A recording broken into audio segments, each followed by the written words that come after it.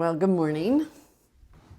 It's early. I don't sleep much, hence a YouTube channel. I was thinking this morning I'd talk about decluttering. I'm a huge fan of the Space Maker method, and she talks about multiple passes.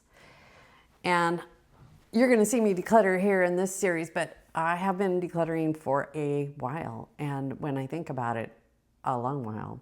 So I'm a little bit older, and in the 90s we had this movement called simple living, and it was all about living simply and, grow your own food, have your chickens in the backyard, and, only own what you need, all that stuff. I was a big fan of it.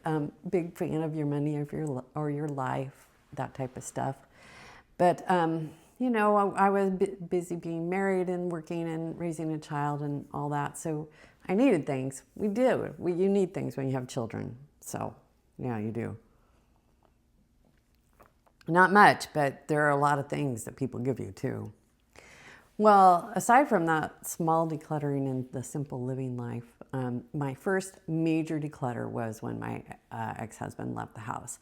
And his strategy, which worked well for him, but was a lot of work for me, and one I will use multiple times, was he took what he wanted and he left everything behind. So all of the textbooks in the attic were still there. Like, he carried them around until the divorce. So I was like, I don't know. I probably forgot how old he was. Probably 40, 42 before he gave up his textbooks. Maybe that's the time you would give up your textbooks. I don't know.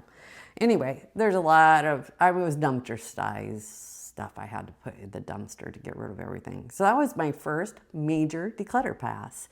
And I had the house to myself and my son. We shared the son, obviously. But it was very overwhelming for me. I remember asking my friend Kate to come help me because I was divorced. I was struggling, but she came and we got rid of some stuff, and thank goodness she did. I love my friends. They were so great. And Kate was great. And so then I still had a lot of stuff. My garage was out of control because when I decluttered some of the stuff, it just went out into the garage. The staging garage, the one where you put in everything that you're going to get rid of but don't get rid of. So I finally called a professional organizer company, Queen Bee. Her name is Kristen Bartleson. She doesn't do it anymore. She does something else, I don't know.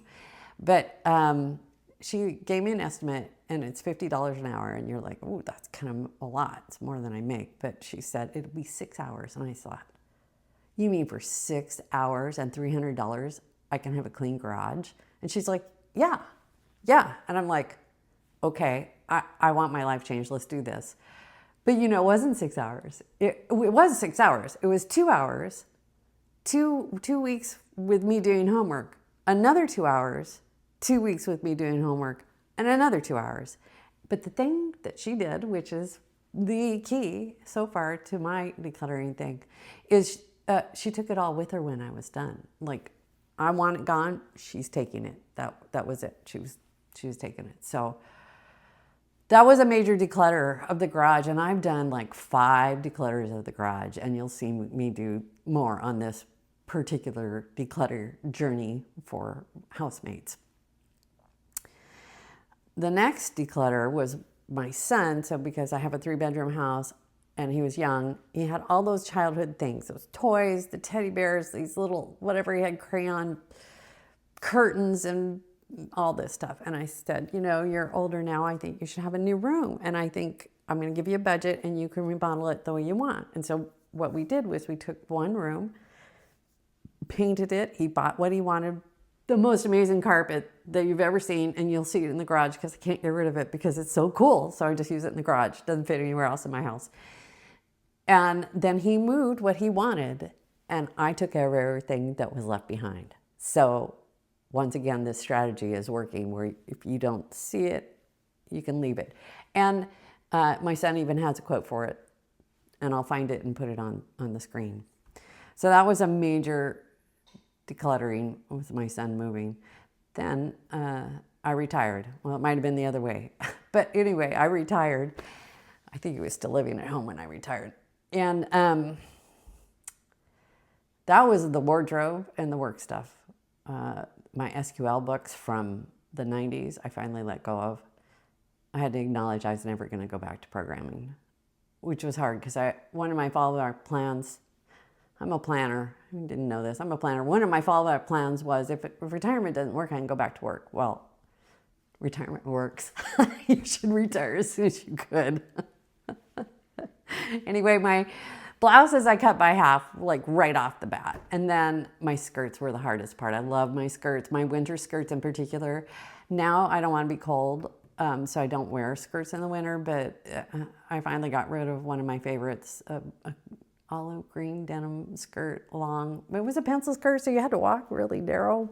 So really I didn't need to do that. I have another long skirt to keep, but yeah, so that was a major declutter of the retirement. And then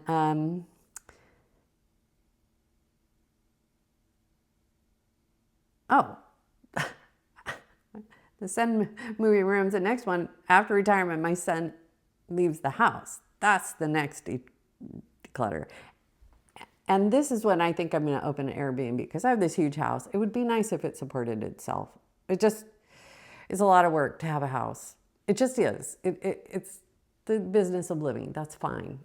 But it would be nice if I had a way to support it and still travel. So my son left home, as all grown children do, and I remodeled both of his room and the other room into guest rooms for Airbnb. I could sleep up to 6 people plus the couch, and I did. I hosted my cousin, his kids, and his grandkids, and there were 2, 4, 6, 7, 8, 9 of us in the house. So we did fit, but that's it for my hosting experience. It wasn't that much, and then the pandemic. Yeah. So in the pandemic, we all had time. So I decluttered in the pandemic, and I was thinking at that time, I was following Minimal Mom, and she had a playlist with all these collaborators, and that's where I found Clutterbug and Dana, a slob comes clean, and I do follow them as well. But the one Space Maker, the one I was talking about at the beginning, I don't think she was on that playlist at that time. She was also called the Suitcase Designer at that time. And I wasn't that much into design, but now that she's changed to Space Maker, I could see where she's going. You make the space for things to be beautiful. And that's what I want to do. I want to make it's beautiful now. I need to make some more space, but it has to be pretty space because I'm happier when it's pretty space. Does that make sense? Anyway, so I watched a whole bunch of pandemic. During the pandemic, I watched a whole bunch of decluttering videos and got a lot done, got a lot decluttered. And then, so then it's this phase. But I love to travel. I travel with a backpack. Travel's my thing. I travel with a backpack. And when I travel, I have a first aid kit this small. And when I come home, there's a big first aid kit this big at home. Why do I need one this big at home? Somebody tell me.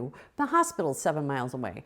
911 works. I'm in the States. What do I need that big of a first aid kit? And if you actually injure yourself, which I did, I broke my arm a couple of years ago, they give you stuff. Here, you'll need this. You'll need a wrap. You'll need that type of thing. So every time I come back from my travel, I'm like, this is too much stuff. I've been living out of a backpack for 6 weeks. What am I doing with all this stuff? Now, when I'm home, there's a lot of great stuff I want to have. I want stuff in my life. I want it to be beautiful and I want it to be simple. And that's what I love about travel, beauty and simplicity. So this is the next phase of decluttering. I'm gonna empty those 2 guest rooms so that I may have company. And I'm looking forward to it. They're a delightful couple, and I'm looking forward to having company, and I'm looking for my life to be a little disrupted. And I'm looking, just to see what life brings if you feel freer. I feel free now, but I could be freer if my house is occupied and paid for. It's paid for, maintained. Maintained is the word I'm looking for. Anyway, that's what I was thinking this morning, and I did want to cover all my decluttering passes because you're going to watch this decluttering series, which you would think is your final decluttering series because it's getting down there. But I don't know, every time I travel, I come back and go, I don't need any of this stuff. What am I doing here? Anyway, that's what I was thinking this morning. Talk to you later.